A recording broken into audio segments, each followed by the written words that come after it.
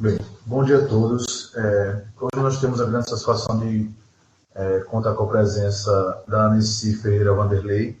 Ela é doutoranda em medicina pela UFAL e atua em grupos de pesquisa que tratam da temática da teledermatologia. Hoje ela vai falar sobre produção científica sobre teledermatologia aqui em mais uma das nossas palestras do ciclo de conferências da Telesaúde. Seja muito bem-vinda, Aneci. Palavra é sua. Oi, gente, bom dia, muito obrigada, Felipe. E hoje eu vou falar um pouquinho sobre produção científica sobre teledermatologia. Como ele já falou, eu sou estudante daqui da UFAL, graduando em medicina, doutoranda, e vamos começar então. Primeiro eu vou falar um pouquinho sobre telesaúde. Segundo o Ministério da Saúde, em 27 de outubro de 2011, na portaria 2546, ele definiu a telesaúde como o uso de modernas tecnologias da informação e comunicação, como internet, rede de voz, vídeos, etc., para atividades à distância relacionadas à saúde, apoio diagnóstico e terapêutico, quebrando as barreiras geográficas, temporais, sociais e culturais. Passou então a ser denominado Programa Nacional Telesaúde Brasil Redes, e não apenas mais Telesaúde. E o objetivo dela é ampliar a resolutividade da atenção básica e promover sua integração ao conjunto da rede de atenção à saúde, além de promover a educação continuada, ou seja, uma descentralização da atenção básica da saúde, não é isso? Bom, a telesaúde na atenção básica. Ela deverá ser estruturada na forma de uma rede de serviços parceiros, com a criação de projetos intermunicipais ou regionais. E o gerenciamento seria compartilhado por secretarias estaduais de saúde, instituições de ensino e serviços de saúde, justamente para que haja essa descentralização do conhecimento, que possa ser disseminado um conhecimento maior sobre a saúde. Já em Alagoas, nós temos 4 núcleos de telesaúde em funcionamento. Nós temos o daqui, do Hospital Universitário, o núcleo de telesaúde de Alagoas, no TEAL, o núcleo de telesaúde de Maceió, que é a primeira macro-região, e o núcleo de telesaúde de Arapiraca, que é a segunda macro-região. Nenhum desses núcleos mencionados oferece serviços de teledermatologia, que é o nosso assunto principal, e vamos começar a falar daqui a pouco. Atualmente no Estado, nós contamos com 270 pontos habilitados em unidades básicas de saúde, aptos para receberem, produzirem e compartilharem conteúdos nos mais diversos segmentos da saúde.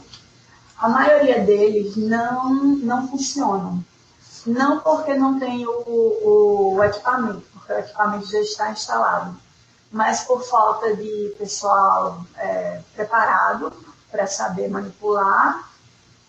E com isso nós teríamos uma descentralização muito boa, porque haveria uma disseminação de informação para locais distantes.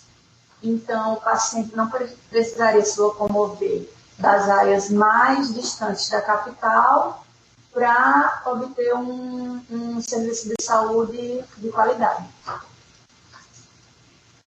Bom, agora a teledermatologia. As teledermatologias são necessárias tanto para oferecer informação à distância, mas também como um veículo de fomentação de pesquisa e discussões, visto que há cerca de mais de 2.000 patologias que afetam a derme e algumas podem ocasionar sequelas. Então, se nós tivermos esse acesso à distância, como eu já falei, evitaria uma aquisição de sequelas, o que impediria dessa doença chegar a níveis mais graves. E com isso reduziria o custo de saúde. Haveria um menor gasto pelo SUS. E a falta de informação de alguns médicos não especialistas promove também a demora e a adesão a tratamentos e terapias inadequadas, visto que na atenção básica nós temos mais médicos generalistas e menos especialistas. A teledermatologia foi uma das especialidades que mais evoluíram na telemedicina, determinado basicamente pelo caráter visual do exame dermatológico. Ou seja, como nós temos as lesões na pele, a visão é o principal fator determinante desse exame. É também vantajoso para a área dermatológica por haver escassez de profissionais, ou seja, não tem tantos dermatologistas assim. E, em sua maioria, estão concentrados em determinadas regiões do país, principalmente nas capitais, levando a uma escassez no interior. Na teledermatologia, existem dois tipos de mecanismos para esse método. São empregados nesta área Store and Forward, que é o armazenamento e envio, e o Real Time, que é em tempo real. Esses sistemas podem ser diferenciados no que diz respeito à sincronia, ou seja, a forma pela qual a transmissão e a recepção são feitas. Como o próprio nome diz, tempo real, a imagem é transmitida em tempo real e nós temos uma resposta ao mesmo tempo. Já armazenamento e envio, essa imagem vai ser enviada para depois ser analisada por um especialista. A transmissão de imagens em tempo real apresenta uma maior acurácia diagnóstica, além de ser melhor método de triagem e diminuição do número de encaminhamentos para especialistas em áreas distantes ou rurais, ou seja, diminuindo esse encaminhamento de pacientes para regiões centrais como capitais. Contudo, o custo-efetividade menor do armazenamento e envio de imagens devido ao alto custo dos equipamentos, ou seja, armazenamento e envio tem um custo menor, porque não precisa de equipamentos de alta tecnologia como o de tempo real. Com armazenamento e envio, reduz muito o gasto com ferramentas para disseminação de informação, como eu já falei, mas não há como obter respostas em tempo real, o que seria necessário em determinadas patologias. Com os materiais utilizados para videoconferência, que precisam ser em tempo real, tem-se um maior gasto com recursos financeiros, como equipamentos diferenciados e com alto valor de custo no mercado, e também é necessário treinar pessoas para manipulá-los. Como o armazenamento e envio pode ser utilizado, por exemplo, em e-mail ou coisas simples, já em tempo real é necessário um treinamento para que essas pessoas saibam manipular esses equipamentos. Então, torna um maior custo também. E a teledermatologia é uma especialidade que tem a visão como principal sentido semiológico, como eu já falei anteriormente. Por isso, encontra uma enorme compatibilidade com a telemedicina. Em estudos, mesmo utilizando o equipamento fotográfico com baixa resolução, a avaliação da teledermatológica mostrou-se efetiva. Esses estudos eram feitos assim: o paciente era avaliado por um dermatologista com consulta presencial e esse mesmo paciente teria fotos mandadas para dermatologistas à distância em 2 locais distantes do país, para ver se teria uma consonância entre os diagnósticos. E foi visto que em mais de 90% os diagnósticos eram compatíveis, tanto da presencial como dos 2 locais à distância. Entretanto, a qualidade visual é preponderante. Então, o uso de bom equipamento e treinamento fotográfico são fatores importantes na teledermatologia. Mesmo o equipamento sendo de baixa resolução, dando uma boa propiciação do diagnóstico, é importante ter essa qualidade visual.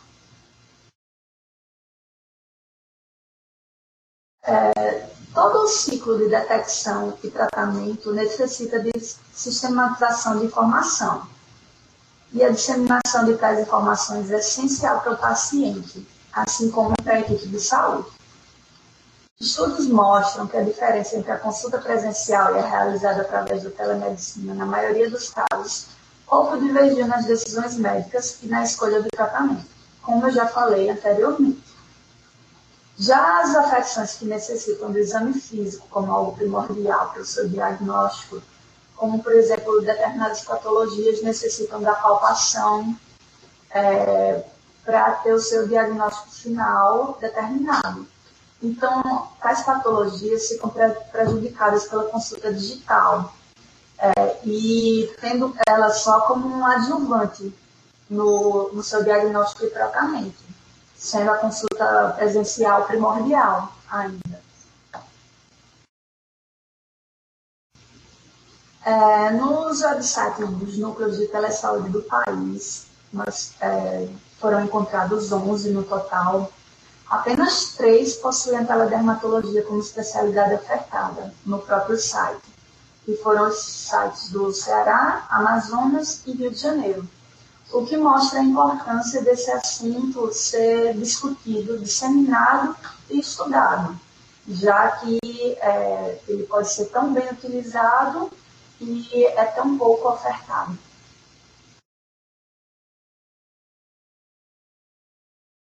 Mundialmente, o uso de tecnologias da informática vem ganhando espaço nos últimos 10 anos para fins da medicina, em auxílio em diagnósticos e preparação e capacitação de profissionais da área de saúde. Ou seja, não só na parte de diagnóstico, mas também na de educação continuada, o que é essencial na área de saúde, visto que ela está sempre em evolução. Então, a teledermatologia utiliza a telecomunicação e a informática para emitir opiniões a fim de fomentar discussões, além de educar, através de videoaulas, os profissionais que dão assistência à saúde e também aos pacientes. Então, como já foi dito antes, esses profissionais da atenção básica seriam médicos generalistas. Então, essa educação continuada para auxiliá-los em determinadas patologias seria essencial para que ele determinasse o diagnóstico o mais precoce possível, para evitar a geração de sequelas. Por isso que essa educação continuada é tão importante, e principalmente na teledermatologia, já que é algo visual e seria mais fácil ser passado por videoaulas. E uma problemática encontrada na teledermatologia, na implantação de telecomunicação, independente do modo de transmissão, seja ele em tempo real ou de armazenamento, é a ética. Porque nós sabemos que é necessário existir um sigilo médico-paciente. E como a teledermatologia seria feita através de fotografias, de envios de imagem para locais distantes, é muito importante que haja preocupação com a exposição dos pacientes. Ela deve ser uma exposição restrita e, antes de divulgar a imagem, tem que pensar em maneiras de não prejudicar esse paciente. Além também dele estar ciente de que essas imagens vão ser vistas por outros profissionais. Ele tem que estar de acordo com esse tipo de consulta. Bom, finalizando, eu queria reiterar a importância da teledermatologia, principalmente aqui no nosso estado, já que em Alagoas nós somos divididos em 2 macro-regiões, né? A Maceió e Arapiraca, e acredito que em interiores muito distantes é muito difícil encontrar especialistas. Então, pessoas que moram quase na divisa do estado, às vezes têm uma patologia que, se descoberta inicialmente, como, por exemplo, a hanseníase, evitaria chegar a ter sequelas, às vezes sequelas que não tem mais como voltar atrás. Por isso, e nós já temos, como já foi dito, 270 pontos no estado que são habilitados a ter as videoaulas, transmissão de imagens e o que necessita é uma habilitação de profissionais para que eles sejam preparados para atuar com esse tipo de tecnologia. Então, isso seria muito importante e ajudaria tanto os profissionais quanto os pacientes. Bom, isso foi tudo que eu tinha a dizer e muito obrigada. Se alguém tiver alguma dúvida, só perguntar aí no bate-papo. É interessante como a telemedicina, mais uma vez, tem sido utilizada como ferramenta para outras especialidades. Como você falou, a teledermatologia tem crescido.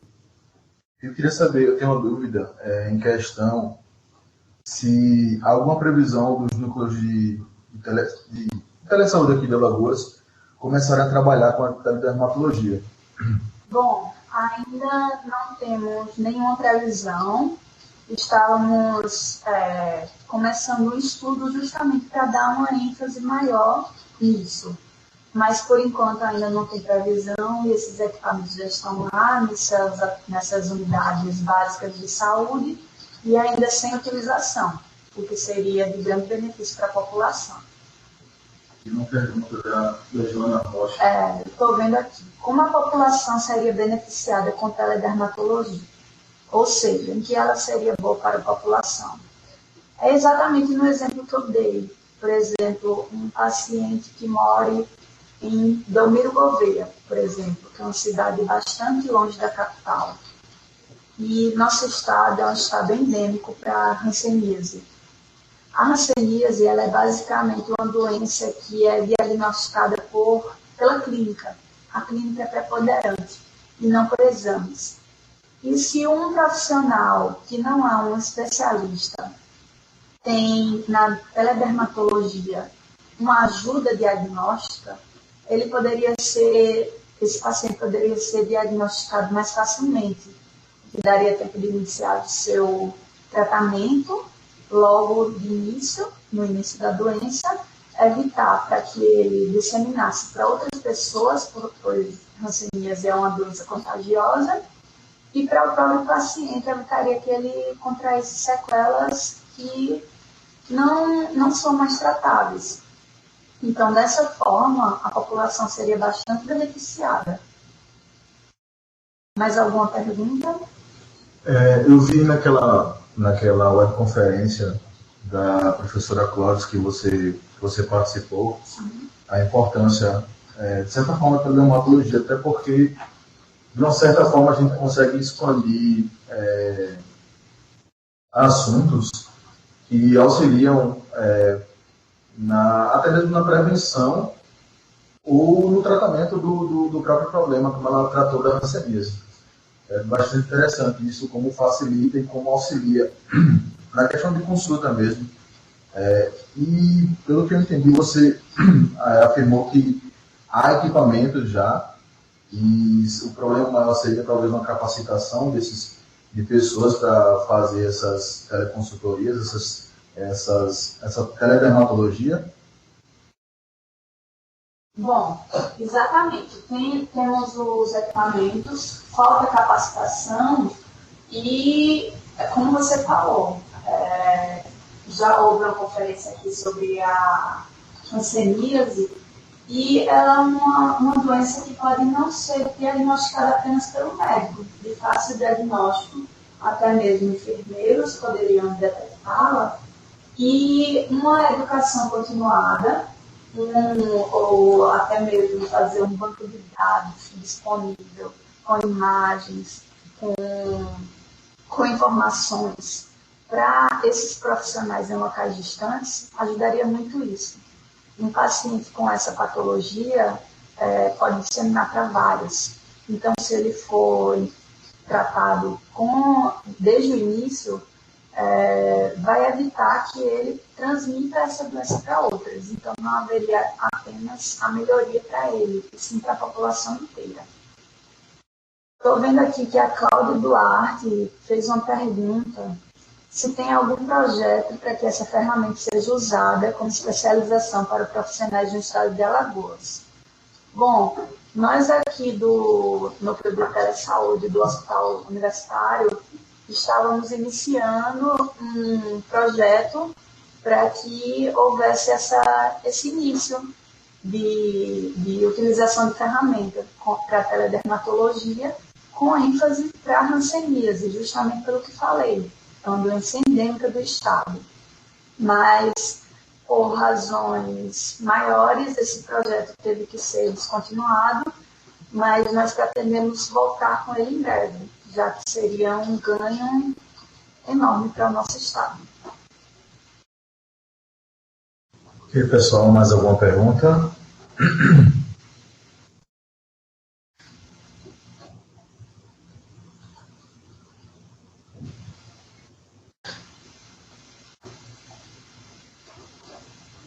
Bom, muito obrigada a todos pela participação e até a próxima.